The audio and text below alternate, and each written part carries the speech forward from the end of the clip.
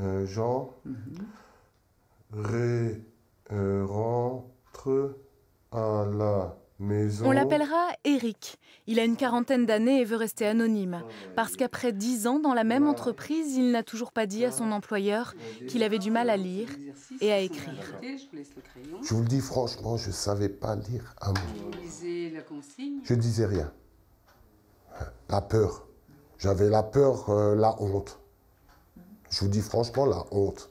J'avais tellement peur que je ne pouvais pas le dire. Un jour, son médecin du travail lui parle de l'association Trampoline. Après 2 ans de réflexion, Eric se lance 1h30 de cours par semaine pendant 3 ans. Et aujourd'hui? Maintenant, j'ai mes enfants, j'ai ma famille. Alors déjà, s'il arrive quelque chose à ma compagne, alors je pourrais déjà au moins les soigner ou lire au moins les notices pour les médicaments. Ça, c'est déjà une bonne chose. En face de lui, chaque semaine, pour l'accompagner, Dany Schitter, ancienne enseignante et bénévole, fière du courage dont son élève fait preuve. Ça n'est pas facile de faire la démarche. Parfois 10 ans, 20 ans après, se remettre à apprendre, ça va mettre la personne en face de son enfance, des problèmes qu'elle a eus étant jeune, des blocages qu'elle avait à l'école. Tout ça va sans doute remonter. En tant que salarié, Eric aurait pu bénéficier d'une formation professionnelle, mais pour cela, il aurait fallu que son employeur soit au courant. C'est le cas de Gilles Kustner. Il travaille sur les routes pour la communauté urbaine de Strasbourg. Depuis qu'il est sorti de l'école à 15 ans, il a toujours eu du mal avec le français.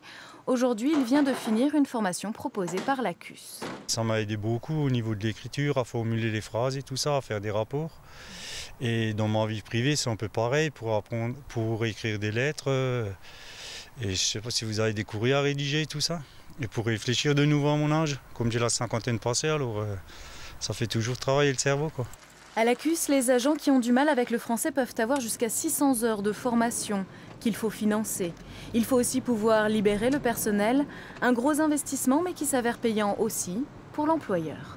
Cette confiance en soi va permettre à l'agent de se sentir plus à l'aise dans le contexte professionnel également. Donc il va souhaiter évoluer. S'il évolue même dans sa carrière, c'est tout bénéfice pour la collectivité, puisqu'il sera certainement plus motivé. Le contact dans l'équipe sera certainement plus intéressant pour lui et donc pour la collectivité. Un livre, c'est une autre expérience finalement. En Alsace, 147 000 personnes ont été repérées en situation d'illettrisme, dont 11% de salariés.